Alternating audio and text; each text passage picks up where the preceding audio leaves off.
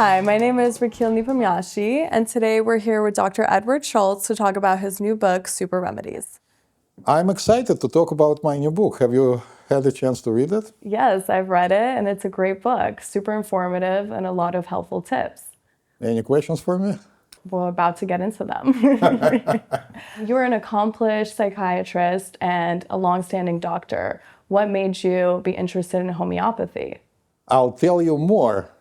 I also spent 4+ years working as a postdoctoral fellow at Columbia University in neuroendocrinology research. I have papers published.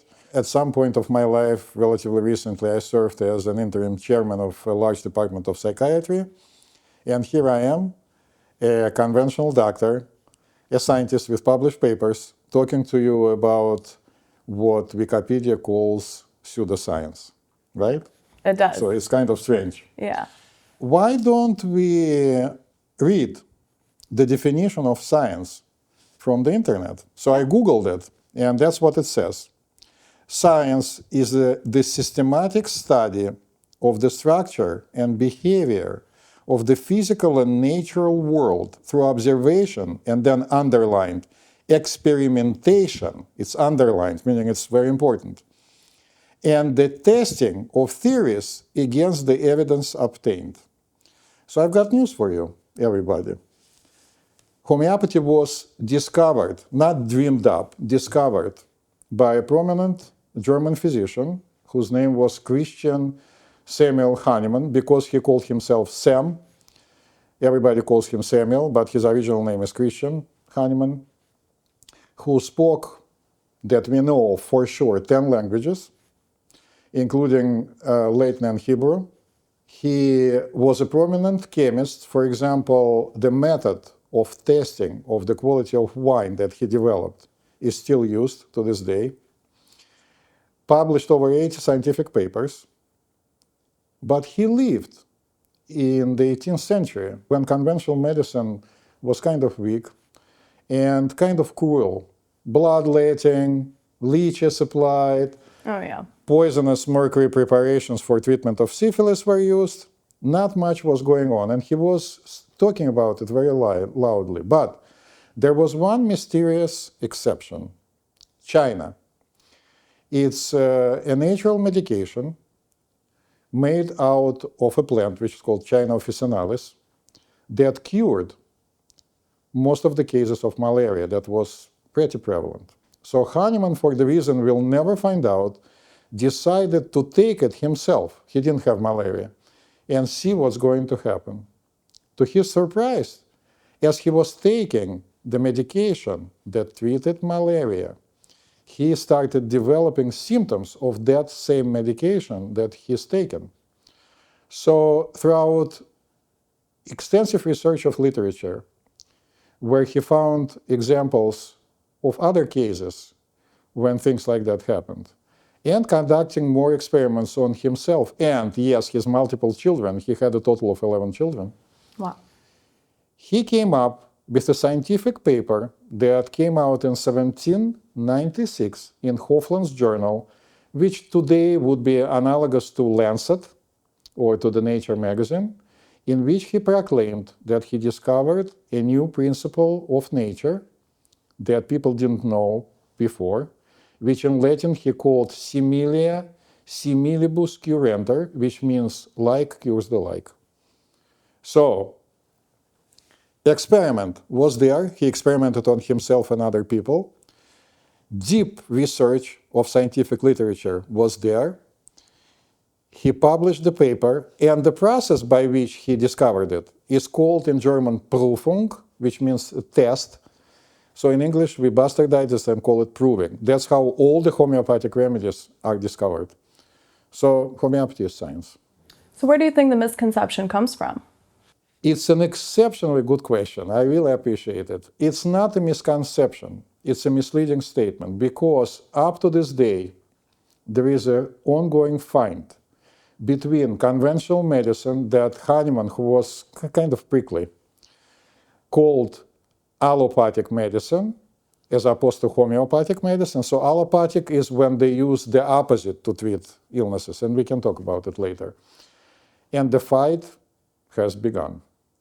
And it's still going on. So, for example, homeopathy came to the United States at the end of the 19th, at the beginning of the 20th century, and flourished because, again, other doctors were letting blood and using leeches and giving people mercury, and homeopaths were actually curing adults and children. It spread because there was an epidemic of scarlet fever, which is an ultimate case of sore throat, from which children in Germany and Austria at that time, when Hahnemann was alive, were dying. And Hahnemann accidentally stumbled across a fact that a homeopathically prepared remedy, belladonna, made out of a plant, which is called belladonna, protected and cured children from this horrible disease. It came to the point that a person who today would be awarded a title of the Minister of Health of Austria issued a decree by which every physician had to use homeopathic belladonna to protect children from scarlet fever. So, of course, coming to the United States, homeopathy that was spread around the world by the Masons, Hahnemann also was a highly ranking Mason. It was the thing. People at that time, anybody who knew anything about anything was a Mason. It became very popular. So homeopaths created the American Institute of Homeopathy to become their professional organization. By the way, I used to be on the board of the American Institute of Homeopathy, but nowadays, not then, of course, that I can remember. And the American Medical Association, AMA, was created 3 years later to fight away the homeopaths. And they successfully did so, and we can talk about it if you want to. So there is kind of like an inherent animosity in the relationship between conventional physicians practicing good conventional medicine because they were taught that homeopathy is fake and nobody looks any further. Do you think that's why it's not as widely used in Western medicine right now as it could be? Another excellent question, no. Here I have to blame homeopaths, specifically American homeopaths. Just for people to know, in India, there are 200,000 plus homeopathic physicians. Homeopathy is extremely popular, and anytime I went and anytime I will go to any international homeopathic conference, there are going to be tons of Indian homeopaths presenting amazing cases of cure of severe illnesses with all the lab work done and all the pictures and everything else. In the United States, in the beginning of the 19th century, and especially in the beginning of the 20th century, there have been an enormous influx of immigrants. In the beginning of the 20th century, the majority of migration happened from Europe. Italy, Ireland, Russian Jews came over. A lot of people worked hard working jobs, but a lot of people were very smart and wanted to become doctors. At that time, there were no regulations about how the medical school has to function. For example, you and I could have decided, look, we are in a very nice space, why don't we open a medical school? And we could have done that. And then very poorly qualified physicians would be led to treat people in a very bad way. And people really needed it because there was an industrial revolution happening at that time, which is very important to remember. We'll talk about it in a second. So the American government hired an individual whose last name was Flexner, who was actually very friendly to homeopathy, to conduct an overview of the standards that were utilized for medical education in Europe. So he went to Europe, visited different places in different countries, came back and issued a famous Flexner report. I'm not going to go through the entire report, first of all, because I don't remember, it's long. But the essence of it was that if you want to have a medical school that educates medical doctors, it has to have certain parts of the curriculum present. Pathology, conventional pharmacology, anatomy, I can go on and on and on.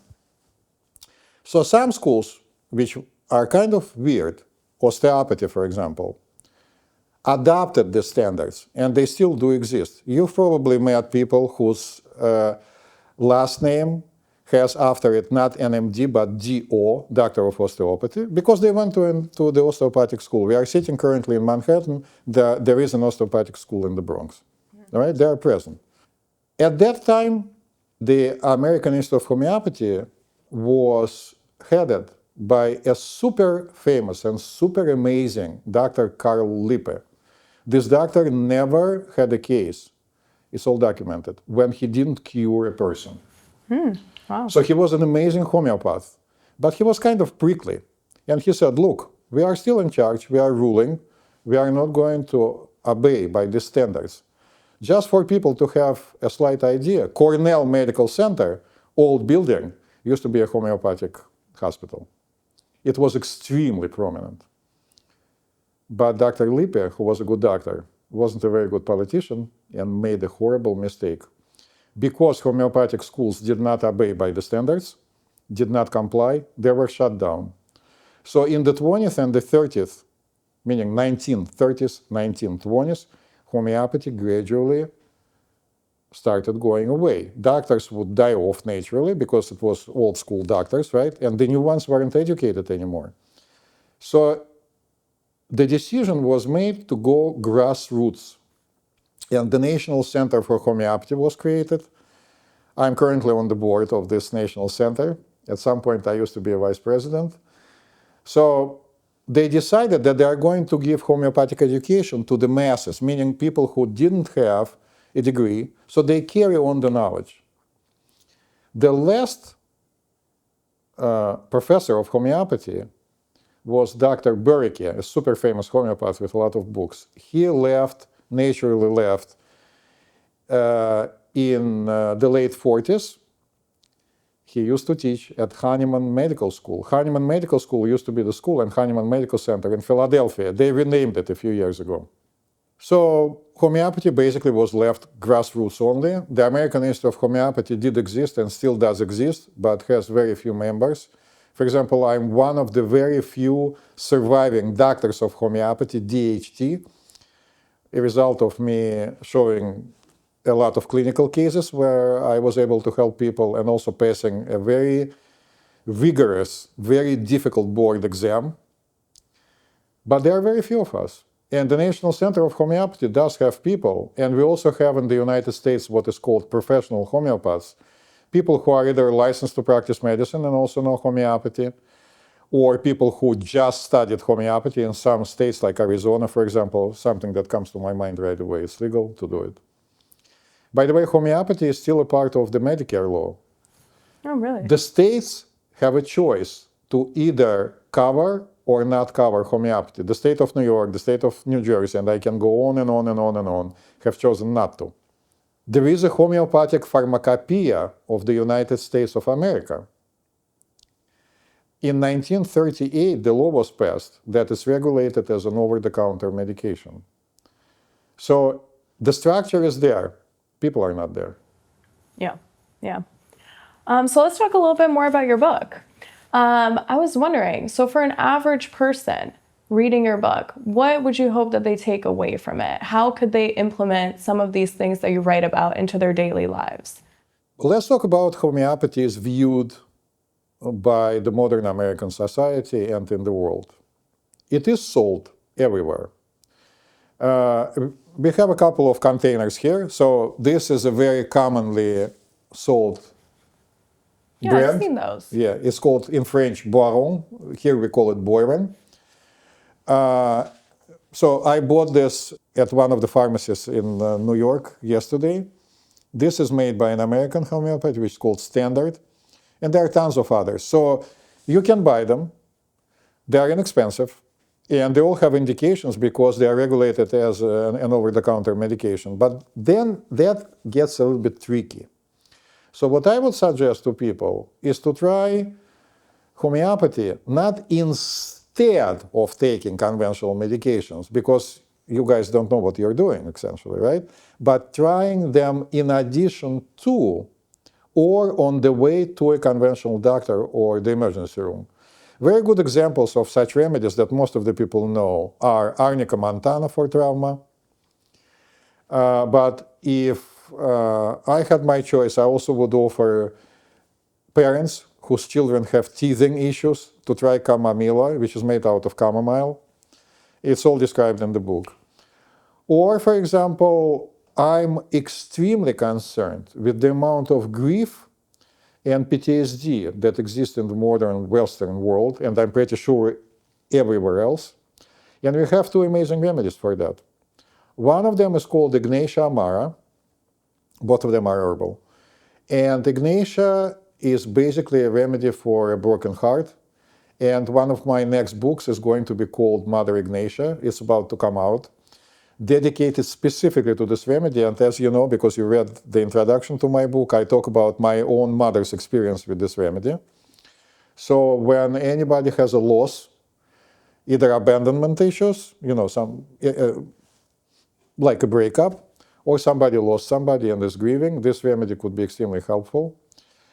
Another remedy that could be very helpful, this time for severe post-traumatic stress disorder symptoms, such as horrible flashbacks and horrible nightmares, is stramonium, also made out of an herb, also described in my book.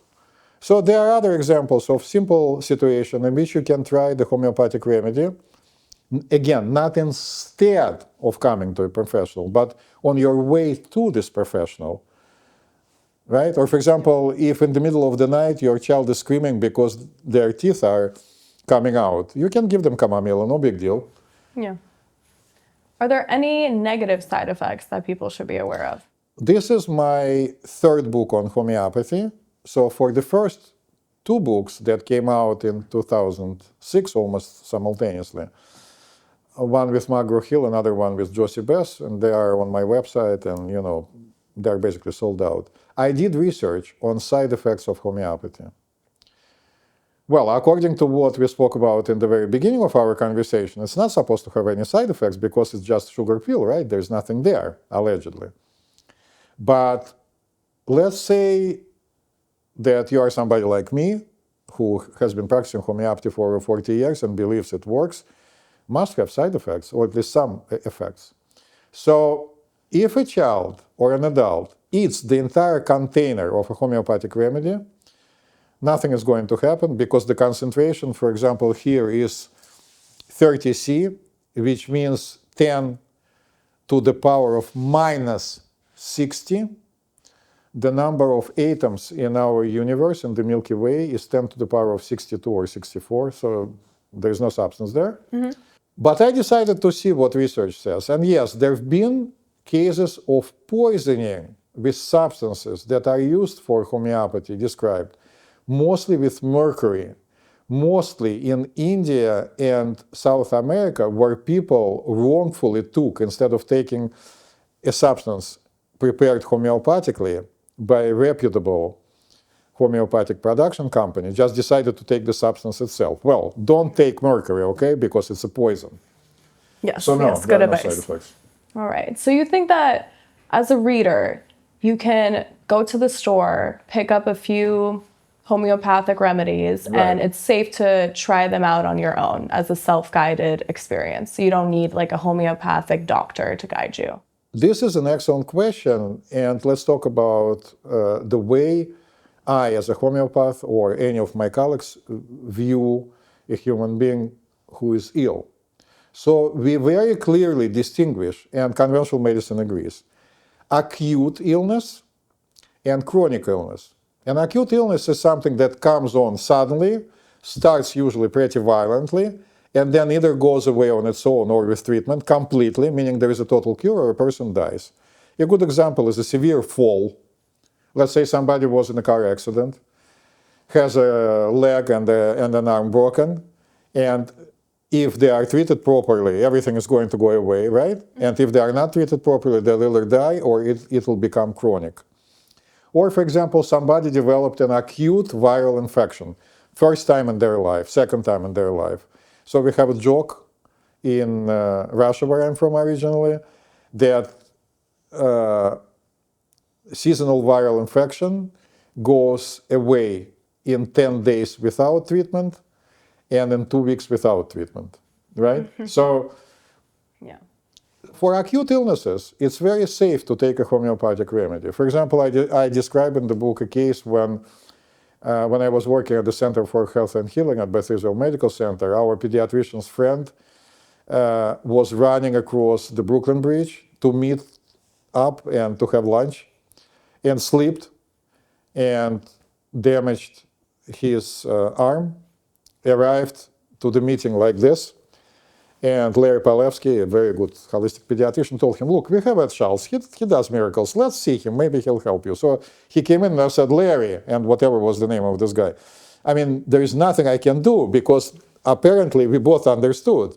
And then the three of us understood, the arm is broken, but why doesn't he take Arnica Montana on his way to the emergency room of Beth Israel, which was a few blocks away, so he is not in pain and it's not as swollen.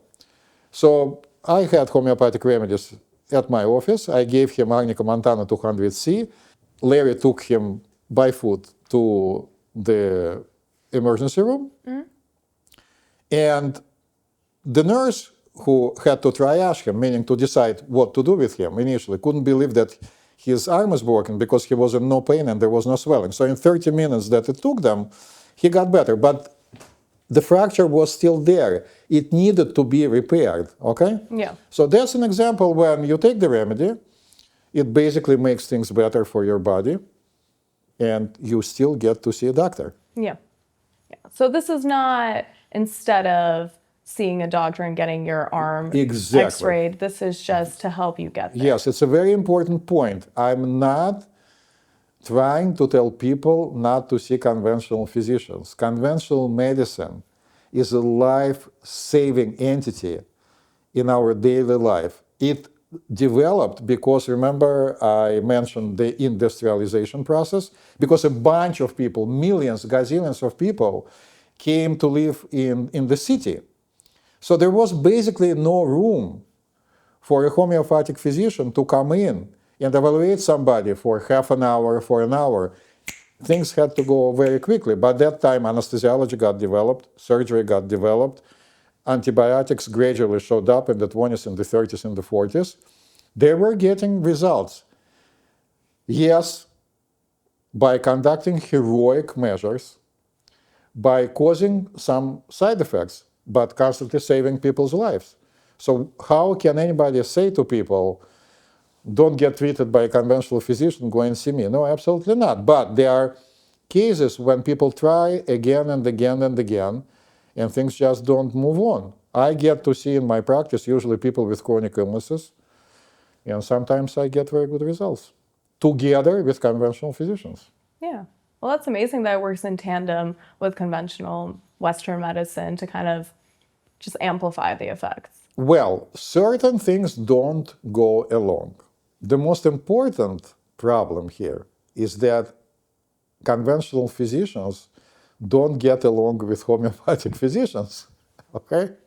So I had a case when a mother of one of my little patients, children, brought the child to see a pediatrician and said that she had an amazing experience with me when the child was teething. And the doctor told her it was a big mistake. Homeopathy contains mercury. It could have poisoned your child. It's an outwards lie. It's not true. They're regulated by the FDA.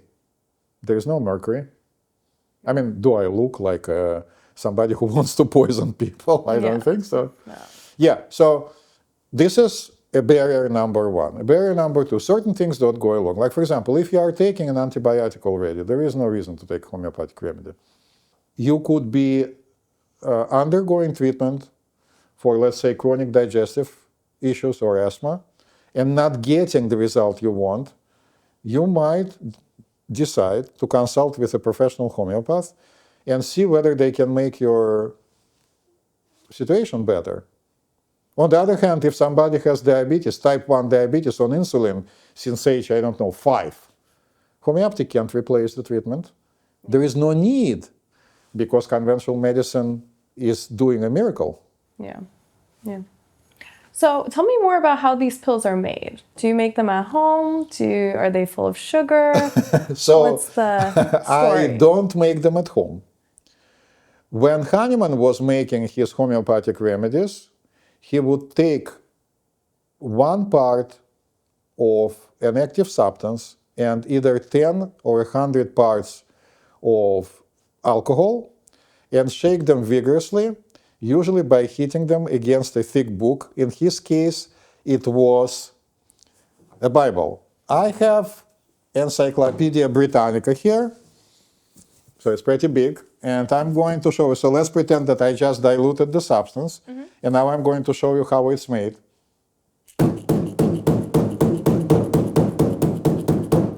Oh, wow. So we diluted it, let's say 1 to 100. That's a concentration of 1C. C in Latin means 100. To make 2C, I would take 1 part of 1C, dilute it in 99 parts of alcohol, and then Oh, wow. go like this again. By the way, we are going to give you a link below this video so you can see how it's done professionally. There is no explanation as to why Christian Samuel Hahnemann, Dr. Hahnemann, who spoke so many languages and was a scientist, decided to shake them. As many other educated people at the time, he also was an alchemist. I don't know. I tried to read alchemistry books. I didn't find any evidence of shaking vigorously. But there is research that shows that it makes a very big difference. Very interesting. Most likely, solutions are capable of transporting biologically important information. And another thing that homeopathy is blamed for again and again and again is that we keep diluting. It's not diluting. We call it potentizing. This process, according to our experience, makes them stronger. We don't know why. That is fascinating. So this is done not at my office. It's done either at a very big production site near Pittsburgh in Pennsylvania, but they also have production sites in France. This place has production sites in the United States, and we all love and use Hahnemann Labs, which is in San Rafael, California. And if you use the link to see how homeopathy is made, Michael Quinn, who unfortunately by now is not with us anymore, he passed away years ago, shows you how it's done. So is there any research available on homeopathy? Yes. So there are some well-designed research studies on homeopathy. And you can either go on my website and see the list that I recommend, or you can follow a couple of links that I'm going to provide below this video. For example, Dr. Jacobs conducted a very interesting study on treatment of diarrhea in children. So then you are going to ask me, how come I even remember the name of the study? Or there is a famous study by Dr. Benveniste, which was published in 1988 in the Nature magazine and heavily criticized, in which he shows that homeopathic dilutions work. And then you can ask me, if there are so many studies, how come I still remember their names? And the answer is no, there are not that many studies, and that's why. In order to conduct a high-quality study on physics, let's say nuclear physics, you need at least one nuclear physicist, correct? Do you agree? Hopefully, yeah. Yeah. I mean, Theoretically.